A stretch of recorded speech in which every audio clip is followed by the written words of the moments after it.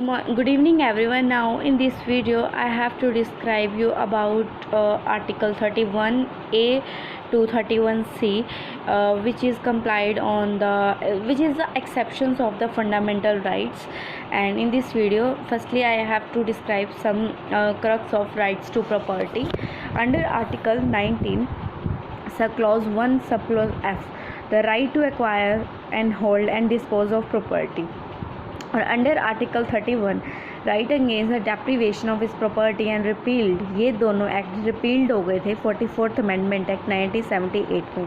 जो right to property act था वो रिपील्ड हो चुका है पूरी तरह से, बेशक से वो सिटीजन हो या नॉन सिटीजन हो, दोनों के लिए। फिर आया बात 44th अमेंडमेंट एक्ट 1978। ये एक्ट जो है इंसर्ट हुआ था, जो ये अमेंडमेंट एक्ट था ये इंसर्ट होता new article inserted new article जो है 300A in part 12 under the heading, जिसकी हेडिंग क्या है, राइट टू प्रॉपर्टी, जिसने राइट टू प्रॉपर्टी को मेंशन किया गया। मतलब हमारे फंडामेंटल राइट से उसको काट के from that after the 44th amendment 1978 under article 308 part 12 the heading that is right to property is inserted. उसके बाद it provides that no person shall be deprived of his property except by authority of law। ये provide करता है कि कोई भी person क्या कहते हैं अपनी जो कोई भी पर्सन की जो प्रॉपर्टी है कोई उसको नुकसान नहीं पहुंचा सकता या फिर ले नहीं सकता except by the authority of law. ठीक है। दस द राइट टू रिमेन, जो राइट टू प्रॉपर्टी है still remain a legal right और अ कॉन्स्टिट्यूशनल राइट। या तो वो लीगल राइट होगा या फिर वो कॉन्स्टिट्यूशन आएगा। Through it is no longer a fundamental right, तो वो फंडामेंटल राइट नहीं रहा। इसके केस में इसके मतलब अगर वो फंडामेंटल राइट नहीं रहा तो हम डायरेक्टली सुप्रीम कोर्ट और हाई कोर्ट के पास नहीं जा सकते प्रॉपर्टी के केस में। फिर आता है पार्ट 3 की, जो स्टिल कैरी कर रहा है दो प्रोविजंस ऐसी हैं जो प्रोवाइड कर रही हैं और जो गारंटी कर रही हैं right to compensation in case of acquisition or requisition of the private property by the state. अगर क्या होता है कि जो स्टेट है अगर वो एक्वायर करता है या स्टेट को चाहिए किसी भी पर्सन की प्राइवेट प्रॉपर्टी, तो वो स्टेट को क्या करना है, स्टेट को उस पर्सन को प्रॉपर्टी के बदले में कंपनसेशन देना पड़ेगा। सबसे पहला जो राइट है, पहली प्रोविज़न है वो ये बोलते हैं when the state acquires the property of minority educational institution article 30। इस आर्टिकल 30 के अंदर हमने पढ़ा था, उसमें ये प्रोवाइड किया गया था कि जो स्टेट है वो यहाँ पे ये प्रोवाइड करे कि जो माइनॉरिटी के लोग हैं अगर वो अपने एजुकेशनल इंस्टीट्यूशन खोलना चाहते हैं तो वो खोल सकते हैं। उनके अंदर कोई भी इंटरप्रिटेट नहीं करेगा, कोई इंटरफेरेंस नहीं करेगा। वो अपने हिसाब से अपनी कास्ट सिस्टम के लिए या अपनी माइनॉरिटी के लोगों के लिए एजुकेशनल इंस्टीट्यूशन खोल सकते हैं। उसके बाद लेकिन अगर क्या होता है कि जो स्टेट है अगर उसको वही वाली प्रॉपर्टी चाहिए जिसके ऊपर माइनॉरिटी के लोगों ने वो बनाया हुआ है, एजुकेशन इंस्टीट्यूशन बनाया हुआ है, तो स्टेट उनको कंपनसेशन दे के क्या कहते हैं अपनी वो जो प्रॉपर्टी होगी उनकी वो उसको ले सकता है। फिर आता है दूसरी provision when the state acquires the land held by a person under this personal cultivation and the land is within its the statutory ceiling limits under article 31A।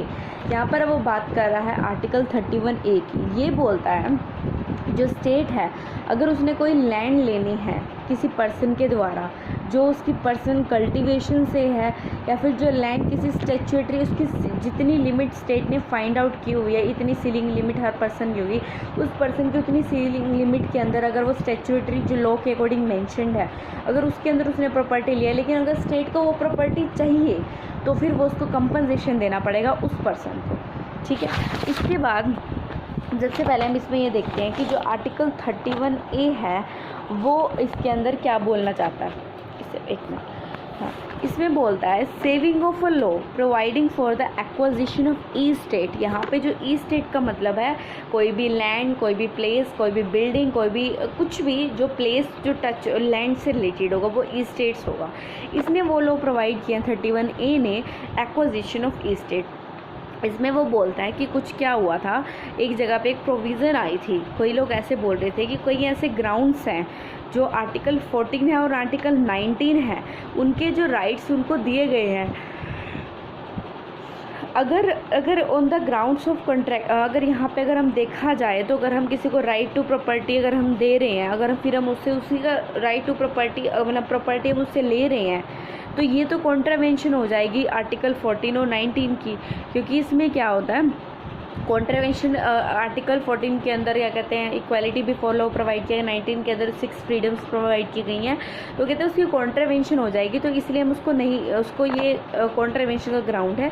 इसके ऊपर बहुत ज़्यादा बात हुई, फिर उसके बाद जाके उन्होंने कुछ ग्राउंड्स डाले 31A के अंदर, जिस ग्राउंड्स के अंदर ये जो 5 पॉइंट्स 31A के अंदर मेंशन्ड है वो एक्सेप्शंस हैं फंडामेंटल राइट्स की।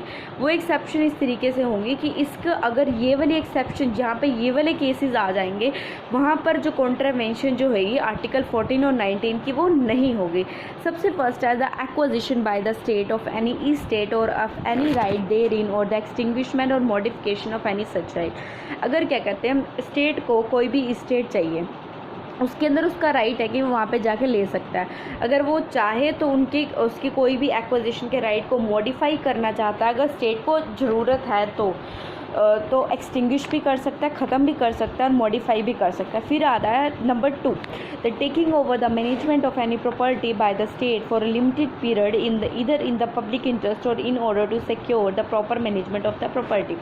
इसका मतलब पता है क्या है, taking over of the management of any property by the state, मतलब क्या कहते हैं, जो प्रॉपर्टी जो क्या कहते हैं, अगर स्टेट चाहे किसी भी लिमिटेड पीरियड के अंदर या फिर अपने पब्लिक इंटरेस्ट के लिए या फिर किसी प्रॉपर मैनेजमेंट, किसी प्रॉपर्टी को सिक्योर करने के लिए अगर ऑर्डर आता है, उसकी मैनेजमेंट करनी है प्रॉपर्टी की अच्छी तरह से, मतलब मेन पर्पज़ यहाँ पर आएगा कि मैनेजमेंट ऑफ एनी प्रॉपर्टी, मतलब एक पब्लिक इंटरेस्ट के लिए, तो फिर वहाँ पे वो जो कॉन्ट्रावेंशन होगी आर्टिकल 14 और 19 की वो नहीं होगी। Number 3rd point, the amalgamation of 2 or more corporation either in the public interest or in order to secure the proper management of any of the corporation।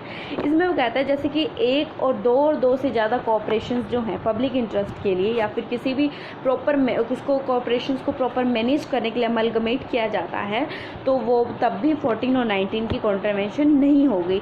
फिर आता है 4th point, the extinguishment or modification of any right of managing the agent, secretaries and treasuries, managing directors or managers of corporations or any of voting rights of shareholders thereof. इसमें बोलता है किसी भी क्या कहते हैं, किसी भी राइट को अगर हमने एक्सटिंग्विश करना है, मॉडिफाई करना है, या फिर जो राइट्स हैं मैनेजिंग एजेंट्स के, सेक्रेटरीज के, ट्रेजर्स के, इन सब के जो डायरेक्टर्स वगैरह के जो राइट हैं कहीं पर भी लग रहे हैं, इनकी फ़ायदे के लिए अगर उनको मॉडिफाई एक्सटिंग्विश करना पड़ता है तो वो कर सकता है स्टेट, उसको पूरी तरह से अथॉरिटी है। लेकिन उसके बाद लास्ट आता है the extinguishment or modification of any right accruing by an agreement, lease, licence, searching for winning any mineral and mineral oil or the premature termination or cancellation of any such agreement, lease और license।